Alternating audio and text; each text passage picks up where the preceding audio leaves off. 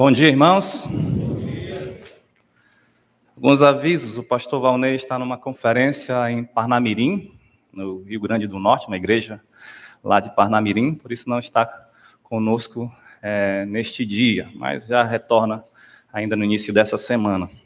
E no próximo domingo, dia 26, nós teremos aqui a Assembleia, Assembleia dos membros da igreja. Então, todos os membros estão convocados, A nossa reunião começa às 9 horas da manhã, em primeira convocação.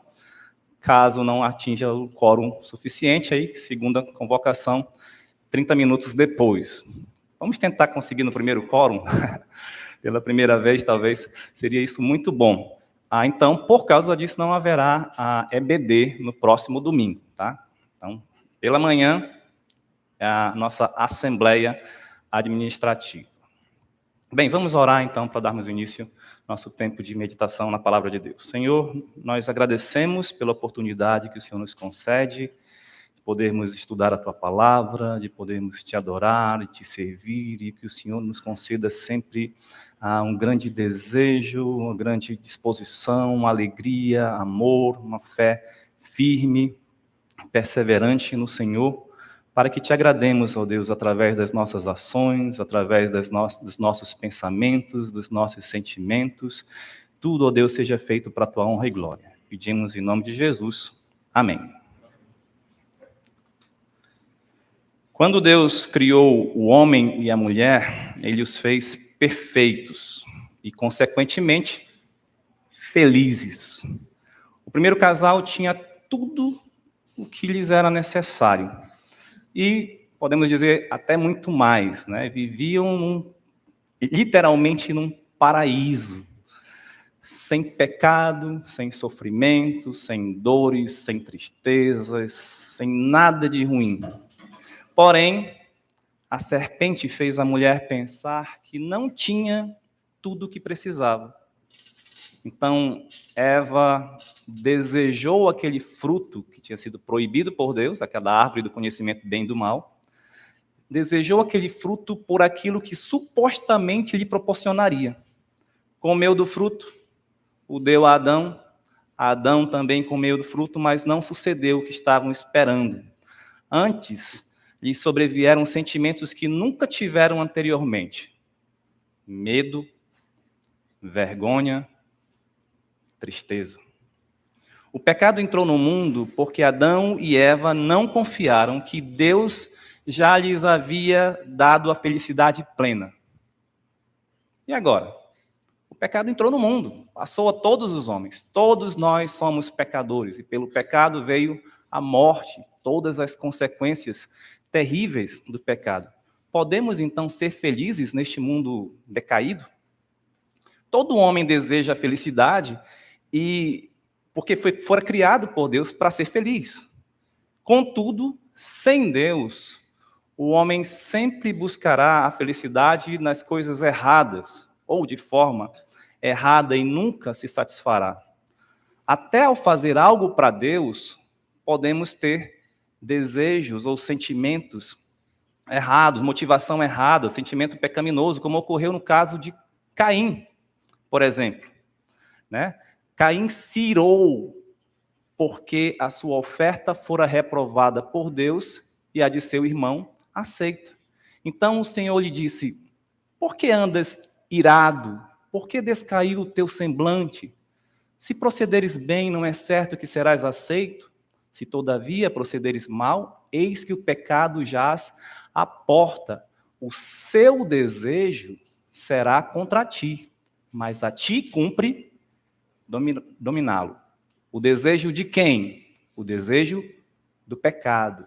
O desejo pecaminoso que surgiu em Caim por causa daquela situação. Perceba que o desejo pecaminoso é contra aquele que o detém. Assim como o medo e a ira, o desejo também é um sentimento, pois se origina no interior do homem, na sua parte intelectual, na sua parte de raciocínio, da sua parte emocional, de vontade. E são os sentimentos os grandes propulsores das ações humanas. Adão e Eva Se esconderam porque tiveram medo. Eles agiram por causa do que sentiram. Caim matou seu irmão Abel porque estava dominado por aquilo que ele deveria dominar, pela ira e pela inveja. Será então que não devemos tomar um cuidado especial quanto aos nossos sentimentos? Será que Deus se importa com os nossos sentimentos? Se Ele se importa, quais os sentimentos os salvos devem ter, devem expressar? Eu não sei se você já percebeu, mas na Bíblia não há a palavra emoção. Pode procurar, pelo menos não nas versões mais tradicionais. Por quê? Porque emoção é algo relativamente novo. A ideia de emoção é algo relativamente nova e suas conotações atuais emergiram de uma cosmovisão secular. Secular, entenda, que desconsidera Deus. Durante o período que abrangeu as eras grego, a grega, romana e o período dos cristãos, né, dos cristãos primitivos, até o século XVIII, o homem falava das afeições e das paixões, não das emoções. Normalmente as paixões, tanto a paixão quanto a afeição, traz a ideia de desejo, de inclinação. Né? Eu desejo algo, eu tenho vontade por algo, eu sou atraído por algo, então inclinado a algo. Porém, foi quase que convencionado que a paixão tem a ver com os desejos e sentimentos negativos, tais como a luxúria, inveja, a covardia, o ódio, a hilaridade, a glutonaria, preguiça, folia e assim por diante. Enquanto que as afeições tinham a ver com sentimentos mais elevados, nobres, né, graciosos, como a coragem, a honra, a reverência, a alegria, misericórdia, bondade, paciência, amor. Na Bíblia essa ideia fica muito claro. Alguns textos bíblicos, por exemplo, que falam sobre paixões e afeições. Romanos 1:26, Deus entregou tais pessoas, aquelas pessoas que não o glorificaram como Deus, mas estavam imersos nos seus próprios desejos, a paixões infames. Romanos 6:12 diz, não reine, portanto, o pecado em vosso corpo mortal, de maneira que obedeçais às suas paixões. Paixão que no sentido de desejar aquilo que é proibido.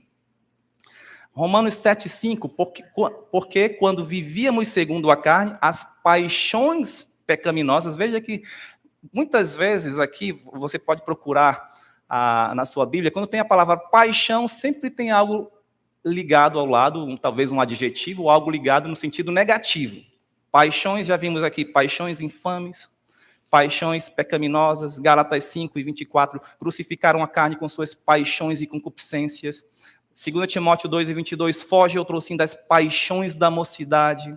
2 Timóteo 3:6, aquelas mulheres que eram sobrecarregadas de pecados, conduzidas por várias paixões. Tito 2:12, renegadas a impiedade e as paixões mundanas. Tito 3:3, escravos de toda sorte de paixões e prazeres, vivendo em malícia, inveja, e tantos outros versículos que falam sobre paixões. Pode ser traduzido por ambição, desejo, concupiscência, cobiça, inclinação, desejo maligno, lascívia, sedução, apetite e paixão, aliás, e afeição. Deuteronômio 7:7 fala, não vos teve o Senhor afeição por seres um povo grande, mas porque vos amava, ou seja, Deus desejava, Deus era atraído pelo povo de Israel porque amava. 1 Samuel 18:22, eis que o rei tem afeição por ti. Lembra, os servos de Saul tinham que dizer a Davi que Saul gostava dele. Essa era a ideia, tem afeição por ti. Jeremias 20:12, provas o justo, esquadrinhas os afetos e o coração. Lucas 1:78, graças à entranhável, aqui entenda afeição, entranhável misericórdia de nosso Deus. 2 Coríntios 6:12, estáis limitados nos vossos próprios afetos ou afeições. 2 Coríntios 7:15, e o seu entranhável afeto cresce mais e mais para conosco. E até temos o lado negativo, que é quando a pessoa não tem afeição. Por exemplo, a 2 Timóteo 3:3, desafeiçoados, implacáveis, caluniadores, sem domínio de si. Você está citando aqui vários pecados, vários tipos de pecados ou pecadores, e um deles é não ter afeição, que seriam os sentimentos ou os desejos mais nobres, né? Filipenses 1:8, na terna misericórdia de Jesus Cristo. Aliás, Filipenses 2:1, se há entranhados afetos de misericórdia, é isso que nós devemos ter. Tanto a paixão quanto a afeição estão relacionadas à inclinação e vontade. Porém, uma diferença clara entre elas, em seus sentidos negativo e positivo, respectivamente, está no objeto do desejo, não necessariamente nas circunstâncias. Por isso, são diferentes de meras emoções, pois as emoções elas normalmente são motivadas pelas circunstâncias que nos circundam, independentemente da razão. Ou seja, a emoção pode surgir espontaneamente, do nada, sem mesmo nós pensarmos. Logo, não podemos confiar nas emoções, nem nos deixar ser controlados pelas paixões, mas devemos cultivar afeições que honram a Deus. Nesta manhã, gostaria de meditar com os irmãos em 1 Pedro, capítulo 1, versos 3-9. Pedro escreveu essa primeira carta aos forasteiros da dispersão, entre o ano 63 ou 64 depois de Cristo. A situação daqueles irmãos era de provação e um sofrimento devido à sua fé, né? Eles estavam sendo perseguidos pela fé, perseguidos por uma sociedade pagã e hostil ao cristianismo. A perseguição se dava normalmente na forma de calúnias, de tumultos, de prisões pela polícia local, pelo ostracismo social. Essas pessoas sofriam muito. E apesar de terem muitos motivos para se entristecerem e se revoltarem, os leitores desta carta foram encorajados a se regozijarem, ou seja, terem grande alegria em tal situação, em tal opróbrio, e viver acima daquela situação por causa de Deus. Deus era o objeto da afeição. Por causa de Deus. Devemos expressar nossas afeições devidas a Deus em quaisquer circunstâncias. Como? Nós veremos então nesse texto que leremos agora, se der tempo, 3 maneiras de nos expressarmos diante do nosso Deus por causa de quem Ele é e por causa das suas bênçãos para conosco. 1 Pedro, capítulo 1, leiamos o versículo 1-9. Pedro, apóstolo de Jesus Cristo, aos eleitos que são forasteiros da dispersão no Ponto, Galácia, Capadócia, Ásia e Bitínia, eleitos segundo a presciência de Deus Pai, em santificação do Espírito, para obediência e aspersão do sangue de Jesus Cristo, graça e paz vos sejam multiplicadas. Bendito o Deus e Pai de nosso Senhor Jesus Cristo, que segundo a sua muita misericórdia nos regenerou para uma viva esperança mediante a ressurreição de Jesus Cristo dentre os mortos, para uma herança incorruptível, sem mácula, imacessível, reservada nos céus para vós outros, que sois guardados pelo poder de Deus mediante a fé, para a salvação preparada para revelar-se no último tempo.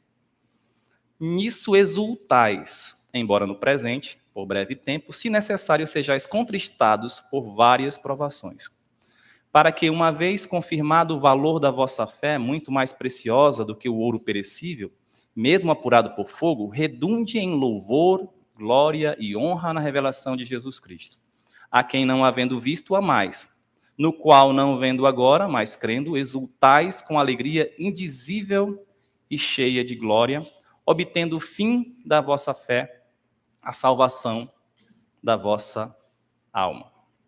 Então, em primeiro lugar, devemos expressar nossas afeições louvando a Deus pela salvação. Louvando a Deus pela salvação. Nos 2 primeiros versículos que acabamos de ler, vemos que Pedro apresenta seus destinatários, né? E vemos 2 aspectos interessantes aqui que eu quero pincelar rapidamente. Eles eram forasteiros da dispersão, ou seja, eles saíram de suas cidades, fugindo por causa da perseguição. Essa dispersão, eles foram dispersos por causa da perseguição religiosa. Tá? Forasteiros. Então, aqui é um sentido, ou pelo menos é uma situação aparentemente negativa. Né? Quem que gostaria de ser perseguido por causa da sua fé? Quem gostaria de perder a sua liberdade? Então, eles estavam vivendo nessa situação difícil de perseguição, de provação, de sofrimento. O segundo aspecto, eles eram eleitos. Eleitos por Deus Pai. Então, aqui já é alguma situação positiva, de bênção. Foram escolhidos por Deus Pai para a salvação, em santificação do Espírito, para a obediência e a aspersão do sangue de Jesus Cristo. E aí o desejo, a saudação, graça e paz vos sejam multiplicadas. Veja que Pedro, então, começa o versículo 3 com um louvor, dizendo, bendito o Deus e Pai de nosso Senhor Jesus Cristo. Deus, então, é digno de louvor. Após a apresentação do remetente, né, Pedro, e dos destinatários da carta, é apresentado aquele a quem se deve dar a prioridade e que é o principal motivo daquela epístola. Deus. Bendito o Deus. Bendito quer dizer louvado, isto é, elogiado, que se fala bem. Né? E do que se deve falar bem? Senão daquilo que é bom, daquilo que tem boa qualidade, daquilo que é belo, daquilo que é admirável. Ou seja, essa qualidade está no objeto do louvor. Não está na pessoa que louva, mas no ser ou na coisa louvada. No caso aqui, no ser divino, em Deus. Deus é bendito. Em primeiro lugar, Deus é digno de louvor por causa de quem Ele é. Ele, então, tem em si todos os motivos ou todas as qualidades para ser louvado. É o ser perfeito. É claro que aqui, nesse texto, não diz todos os atributos de Deus, mas nós já conhecemos e sabemos por que Deus é bendito, por que Ele é digno de louvor. Mas o que podemos ver nesse texto? O que é dito aqui? O Deus e Pai de nosso Senhor Jesus Cristo. Isso revela um caráter pessoal. Que outro Deus era chamado de Pai? Nenhum. E Pai de quem? Do Senhor Jesus Cristo, que era o nosso Salvador, pelo qual nós também nos tornamos, pelo sacrifício dele, filhos de Deus por adoção. Veja então o caráter pessoal e relacional. Nós temos uma relação com Deus. Ele é o nosso Pai eterno, o nosso Salvador, o nosso Criador e sustentador, aquele que proveu a salvação. É a quem devemos, então, toda honra, todo o respeito e toda, como diz aqui, para obediência, toda obediência. Ele é o nosso Pai. Devemos louvá-lo e obedecê-lo e honrá-lo pelo que ele é. Porém, as obras dele revelam também quem ele é. Revelam o seu caráter. As bênçãos da salvação, que é o que ele fez, são motivos para louvarmos a Deus também. Veja ainda no versículo 3, que segundo a sua muita misericórdia, aqui está falando de algo que é de Deus. Então, ele é muito misericordioso. Podemos louvá-lo porque ele é muito misericordioso. E por causa dessa misericórdia, o que ele fez? Ele nos regenerou. O que significa regenerar? Ele nos fez nascer de novo. Ele nos deu uma vida nova, livre da condenação do nosso pecado, para usufruirmos, o que diz aí o restante do versículo, nos regenerou para uma viva esperança. O que quer dizer viva esperança? O óbvio não é uma esperança morta, uma esperança que nós não podemos ter certeza, que nós não podemos ter segurança. É uma esperança viva, segura, certa, diferente de quando nós estávamos na velha vida. Porque na velha vida não tínhamos esperança. Não tínhamos esperança. Aliás, viver sem esperança é terrível. É assim que os descrentes vivem. Você já foi a um velório de uma pessoa descrente e como você percebe muitas vezes ali o desespero dos familiares, Por quê? Porque eles não têm esperança. Eles talvez imaginam, ele foi para um lugar melhor, por uma fé cega. Por quê? Porque não há fundamento. Como eu vou saber que ele vai para um lugar melhor? Como eu vou saber se existe algum lugar se eu não creio em nada depois da morte? Uma vida sem esperança é uma vida sem sentido, é uma vida sem propósito. É por isso que as pessoas que não têm Deus, que não têm essa viva esperança, buscam a alegria, os prazeres nas coisas deste mundo. E mudam de uma coisa para outra. Começam com uma coisinha, uma prática, uma ação, uma diversão, uma droga mais forte, outra coisa pior e tal. Porque querem alguma coisa que lhes dê algum sentido e não encontram. Vivem sem esperança. Mas por que nós podemos ter uma esperança viva? Veja o que diz o versículo. Regenerou para uma viva esperança mediante a ressurreição de Jesus Cristo dentre os mortos. Nós podemos ter essa esperança viva porque Cristo ressuscitou dentre os mortos. Sim, aqui já fica implícito que ele morreu. Ele morreu e nós sabemos, em nosso lugar, por causa dos nossos pecados, mas ao terceiro dia ele ressuscitou, nos garantindo então assim a certeza de vida eterna, a nossa ressurreição futura, e desfrutaremos de uma herança incorruptível, que é o que diz no início do versículo 4. Lembra? Nós vimos, eu acho que a última pregação que eu preguei aqui na igreja foi no dia da Semana Santa, no domingo da Semana Santa, e nós vimos ali que se a nossa esperança em Cristo se resume apenas a esta vida, somos os mais infelizes ou miseráveis de todos os homens. Ou seja, aquilo era uma esperança limitada, ou seja, só para essa vida. Mas nós temos uma viva esperança que transcende essa vida, porque ela está no futuro, no porvir, no além, no eterno, no glorioso, aquilo que Deus nos concede. E logo depois, versículo, isso é 1 Coríntios 15, 19, 1 Coríntios 15, 20 diz, mas de fato, Jesus ressuscitou. Então, por que nós temos uma viva esperança? Porque Jesus ressuscitou, e ele é a primícia dos que dormem. Isso significa que nós também ressuscitaremos. Se Jesus Cristo tivesse apenas vivido neste mundo e morrido naquela cruz e ficado ali sepultado, nós não teríamos esperança. Mas além dessa esperança, o que Deus nos dá? Uma herança incorruptível. Veja só como ele descreve essa herança. Uma herança incorruptível, que quer dizer o quê? Não se corrompe, ou não tem fim. É infinita, é imortal. Lembra? Deus, o Pai de nosso Senhor Jesus Cristo, ele se tornou nosso Pai também. Ele nos concedeu salvação e adoção de filhos, e ele nos dá uma herança. E uma herança que não tem fim. Você já pensou? Você descobre aí que tem uma herança de um tio rico ali distante, e ele vai deixar tudo para você? Será que vai acabar o dinheiro um dia? Provavelmente. Mas essa aqui não tem fim. Uma herança sem mácula. O que quer dizer? Que não é contaminada, que não é manchada, que não se corrompe também nesse sentido de algo negativo, de coisa pecaminosa, de coisa suja. Veja, é uma herança pura.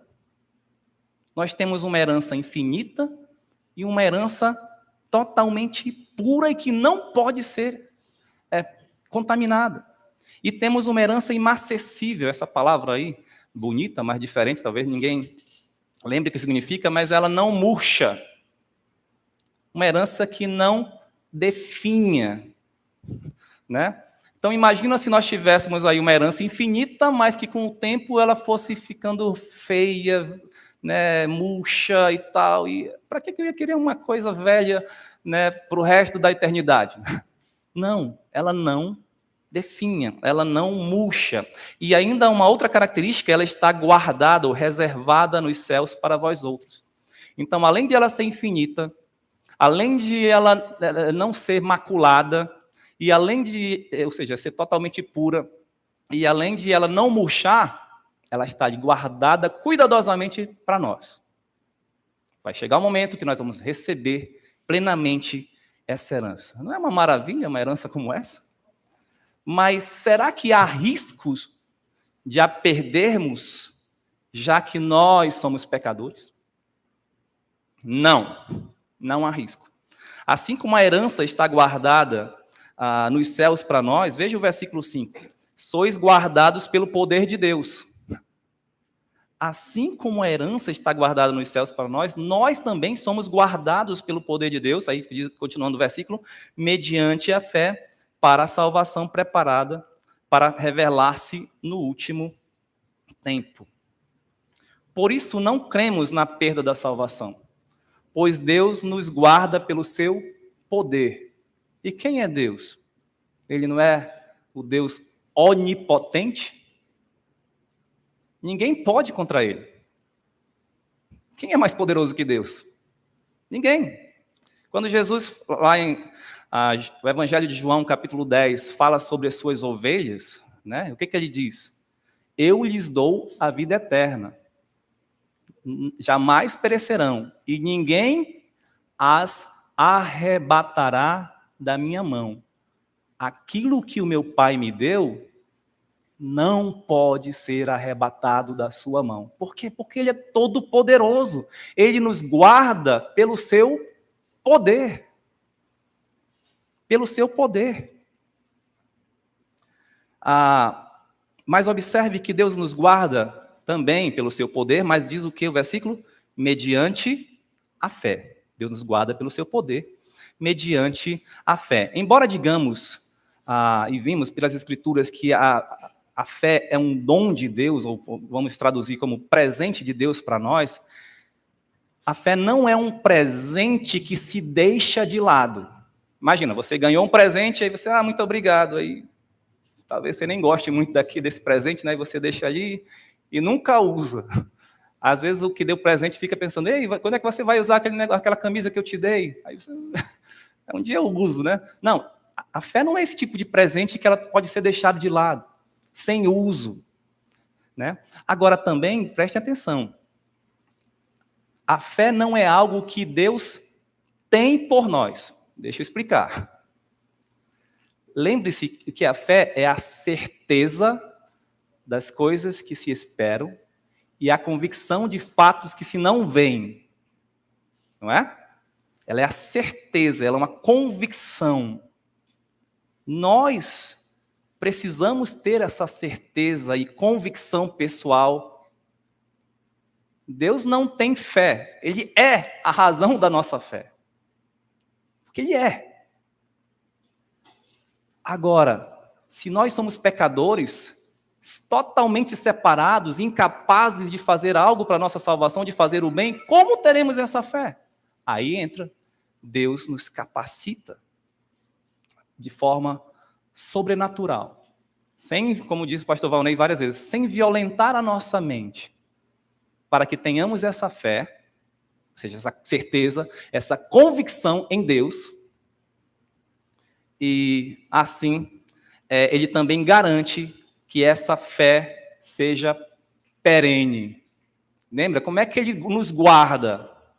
Pelo seu poder, mediante a fé. Ou seja, essa fé jamais acabará. Por quê? Porque Deus garante. É Deus quem nos guarda. Apesar de nós termos que sentir essa fé, porque é algo que Deus assim deseja, Ele nos capacita a termos essa fé e garante que essa fé seja perene, para recebermos aí salvação plena, olha, para a salvação preparada para revelar-se no último tempo. Eita, o que quer dizer preparada para se revelar no último tempo? Nós não já somos salvos? De certa forma, sim. Nós somos salvos da condenação do pecado, estamos sendo salvos do poder do pecado, mas só teremos a salvação consumada com a salvação da presença do pecado. E isso vai acontecer mais para frente. Não é? Mais para frente. Aí sim é essa salvação que está se referindo aqui. Porém, nós temos a salvação garantida mas consumada sem a presença do pecado só mais na frente. Então, até lá, é Deus quem nos guarda. Isso não é mérito nosso, é Deus. Por isso Deus é bendito. Por isso quem está sendo louvado aqui não são os crentes, não são as pessoas, porque eles não podiam fazer nada. É Deus. Deus. Tudo isso é um grande motivo para louvarmos a Deus e é um fundamento firme para termos afeições por Ele. Pois o ato de louvar é uma expressão de afeição, porque nós louvamos aquilo que nos causa admiração, não é? Então nós somos inclinados àquilo e por isso louvamos. Aí lembra o que diz Tiago: está alguém alegre, uma afeição, cante louvores. Tiago 5:13. A razão de se cantar louvores, conforme Tiago, era a alegria. Então, se Deus é bendito, ou seja, Ele é digno de ser louvado, nós somos inclinados a Ele por causa da sua perfeição, de tudo que Ele é, Ele, então, é a fonte da nossa afeição de alegria e o alvo do nosso louvor. O alvo do nosso louvor. Bom, em segundo lugar, devemos expressar nossas afeições devidas a Deus.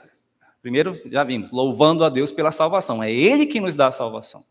Foi Ele quem nos elegeu. É Ele quem garante e preserva a nossa fé até ao momento a ser revelado no último tempo, né? E devemos expressar nossas afeições devidas a Deus, exultando com fé perseverante. Versículo 6 começa com: nisso exultais. Nisso o quê? Em tudo isso que acabou de ser falado, nessas verdades. Nós somos regenerados, nós recebemos uma viva esperança, nós temos aí garantido uma herança incorruptível, nós somos guardados pelo poder de Deus mediante a fé. Por causa de tudo isso, nós exultamos. O que quer dizer exultar? Exultação é uma grande alegria, é uma alegria em extremo. Como eu falei anteriormente, as afeições têm a ver com o objeto da nossa inclinação, não com as circunstâncias ao redor. Por isso pode-se compreender o paradoxo do versículo 6. Que paradoxo é ele? Alegria em meio às tristezas. Vamos continuar lendo o versículo 6. Nisso exultais, embora no presente, por breve tempo, se necessário, sejais contristados por várias provações. Contristados, lembra o quê? Tristeza. Sejais entristecidos por várias provações. O apóstolo Pedro havia falado sobre bênçãos do passado, isto é, a nossa eleição, a regeneração mediante a morte de Cristo em nosso lugar e a ressurreição de Cristo. Isso foi o que aconteceu no passado, nós nos alegramos por causa disso. Nós louvamos a Deus por causa disso. Ele falou sobre algo do futuro, a nossa herança celestial, né? A nossa salvação consumada. Isso era motivo, ou eram motivos de exultação daqueles crentes. Embora no presente, veja, passado, futuro, mas no presente, havia o quê? Havia tristeza, havia provações, haviam sofrimentos. Então, aqueles crentes tinham exultação, embora sofressem e se entristecessem no presente. Veja então, a alegria do crente é permanente, embora haja tristezas circunstanciais. Por que eles tinham tristezas? Por causa da perseguição. Provavelmente, sem dinheiro, provavelmente tendo que sair de um lugar para outro, provavelmente com mortes de entes queridos, de irmãos queridos. Tudo isso causa tristeza. Nós podemos sim ter tristeza. Só não podemos deixar de ter essa exultação pelas verdades e bênçãos de Deus em Jesus Cristo em nosso favor. Veja só, 2 detalhes muito interessantes nesse versículo, que eu quero destacar. Por breve tempo. E o outro detalhe, se necessário. Nisso exultais, embora no presente, por breve tempo, se necessário, sejais contristados por várias provações. Esse por breve tempo e o se necessário indica que Deus está no controle. Quem determina o tempo da nossa provação? Deus. E para ele é breve tempo. Nós podemos pensar de duas maneiras. Breve tempo por quê? Porque um crente não vive em provação constante para o resto da vida. Temos um tempo específico. Deus nos dá a aprovação, tira da vitória, vem outra aprovação, tira da vitória, um tempo de tranquilidade, outra aprovação. Deus faz isso. A outra segunda forma de pensar é, comparado com a eternidade de gozo eterno e glória, né, com Cristo Jesus, o que é a nossa vida? É como a neblina que passa, como a erva que seca e murcha. Breve tempo. E outra, se necessário. Deus sabe quando precisamos de provação e quem precisa de provação e de específica provação. Às vezes um irmão tem uma provação que o outro não tem. Então não existe uma provação padrão. Essa aqui é a provação que todo mundo vai ter. Não, Deus é que dá a cada um porque ele tem um propósito. Um propósito, e normalmente esse propósito de Deus é para o nosso bem, é para a sua glória, não é? No versículo 7, então, é revelado os propósitos de Deus quanto à provação da fé. Uma fé perseverante é muito valiosa. Vejamos aí. Para que dá a ideia de propósito, né? Finalidade. Uma vez confirmado o valor da vossa fé, muito mais preciosa do que o ouro perecível, mesmo apurado por fogo, redunde em glória, em louvor, glória e honra na revelação de Jesus Cristo. Observe aí, um dos objetivos de Deus com as provações é depurar e fortalecer a fé dos seus filhos. A fé é confirmada nas provações. Percebe que interessante? A fé é confirmada nas provações. Lembra o que Tiago disse aos seus leitores? Tiago 1, versos 2 a 4. Meus irmãos, tende por motivo de toda alegria passardes por várias provações, sabendo que a provação da vossa fé, uma vez confirmada, produz perseverança. Ora, a perseverança deve ter ação completa, para que sejais perfeitos e íntegros, em nada deficientes. Tende por motivo de toda alegria passar por várias provações. Por quê? Porque ela tem um objetivo, nos dá perseverança, ou seja, continuar firme em fidelidade a Deus, fazendo a vontade de Deus, mesmo se as situações forem contrárias a nós, forem em oposição. A fé que vence as provações é muitíssimo valiosa para Deus, muito mais do que o ouro perecível, mesmo apurado pelo fogo. Percebe a implicação dessa declaração? Para Deus é melhor um crente com fé perseverante do que com riqueza abundante. Se Deus tiver que te abençoar de uma forma que mais o glorifica, não vai ser com riquezas. Vai te trazer situações para que a sua fé se fortaleça, seja depurada e mostre a sua beleza. Por quê? Porque esse crente com fé perseverante redundará em louvor, glória e honra na revelação de Jesus Cristo. Eu sempre imagino aquele momento, quando chegarmos na presença do nosso Senhor e Ele disser, muito bem, servo bom e fiel. Essa declaração de Jesus Cristo aos seus servos fiéis deve nos trazer uma grande alegria, e não só a nós, mas a Ele também. Quem é pai sabe muito bem o que é a alegria quando um filho tem uma vitória. Quando um filho faz algo assim que deixa realmente, vou usar essa palavra, embora seja um pecado, mas a gente usa normalmente como algo positivo às vezes. Orgulhoso, ou seja, alegre. Meu filho tirou uma nota excelente na prova, meu filho passou no concurso tal, meu filho passou no Enem para aquilo que ele tanto desejava, o que eu tanto desejava para a vida dele. Ou meu filho se comportou de uma forma maravilhosa diante de tal situação, de tal pessoa. Né? Meu filho não bateu a pessoa que ofendeu ele, mas ele se segurou. Meu filho deu um bom testemunho diante dos seus colegas. Isso alegra o pai. Isso alegra o Pai. Então, redunda em louvor, honra e glória a Deus. Esse é o propósito final. Lembra? O propósito da aprovação? Purificar, depurar, fortalecer a nossa fé. Mas o propósito final é que isso seja motivo de louvor a Deus. Reflita. As riquezas deste mundo atraem nossas afeições ou nossas paixões? Ninguém pode servir a dois senhores.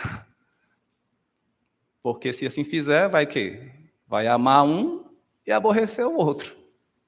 Então ninguém pode servir a Deus e as riquezas. As riquezas atraem nossas paixões. O que Paulo fala a Timóteo? Onde está a raiz de todos os males? O amor ao dinheiro é a raiz de todos os males. Porque muitos enveredam-se por essa cobiça, paixão, essa é a palavra, desejo. As riquezas nos trazem paixões, como muitas outras coisas também. Por quê? Porque o objeto é material, é a riqueza. A alegria do crente na provação é por causa de quê? A alegria do crente na provação é por causa de quê? Porque ele continua rico mesmo na provação? Não. Parece ser estranho, né? Como eu falei, paradoxal. Por que o crente tem alegria na provação? Por causa de Deus.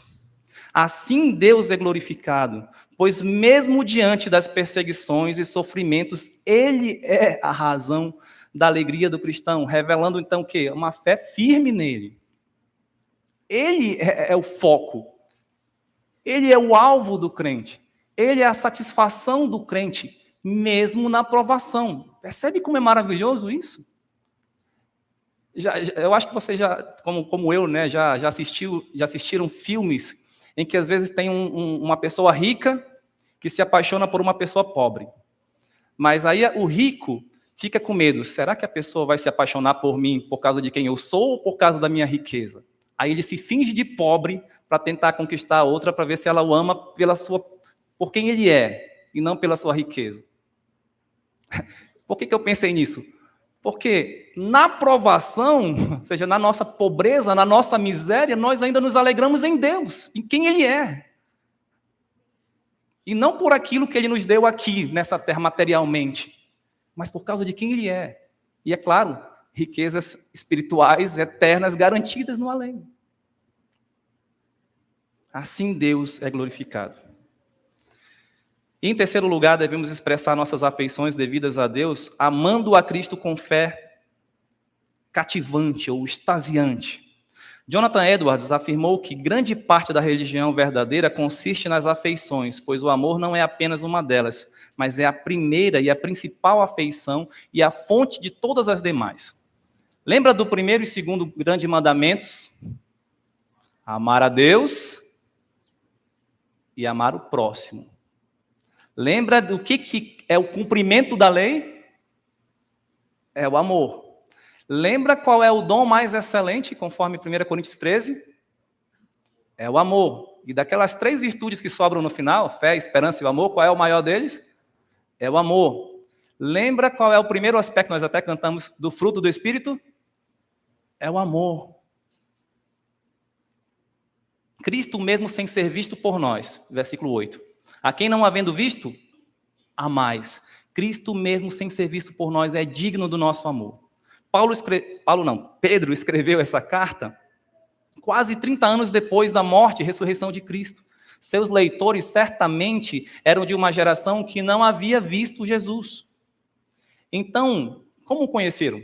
Pela pregação de outros crentes, talvez dos apóstolos ou de outros. Creram em Jesus Cristo e o amaram mesmo sem conhecê-lo pessoalmente, sem tê-lo visto.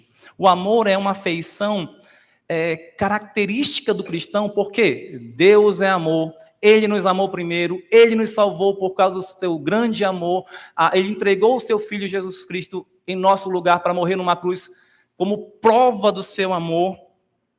O amor sempre estará na vida do crente, em quaisquer situações, por mais difíceis que sejam. Vejamos outra declaração de Tiago.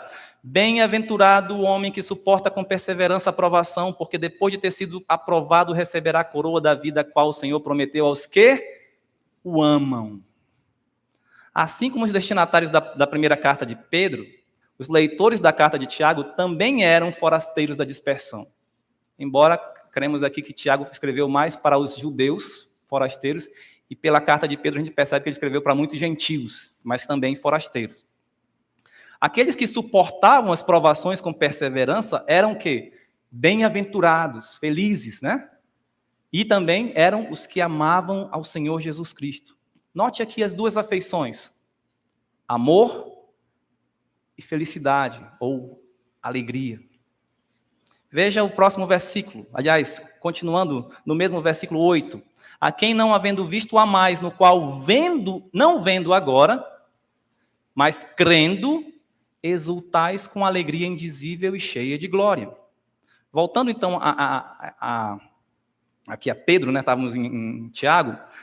Percebe no versículo que acabamos de ler que mais uma vez estão explícitas as duas afeições, amor e alegria, e intimamente ligadas pela fé em Cristo, crendo, exultais com alegria indizível.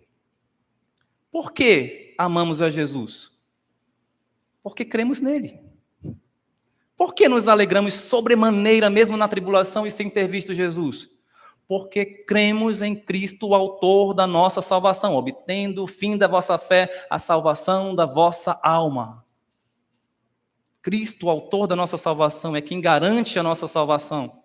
Essa fé, então, é cativante, é extasiante. Ela nos move. Nos move a amar Jesus Cristo e nos move a nos alegrar bastante nele. Logo, a vida do crente deve ser sempre exultante, mas não com qualquer alegria, mas com alegria indizível. O que é indizível? Deixa eu ver se eu acho uma palavra melhor. Inefável. Não, também não é tão... que não se pode falar, ou seja, não tem como explicar.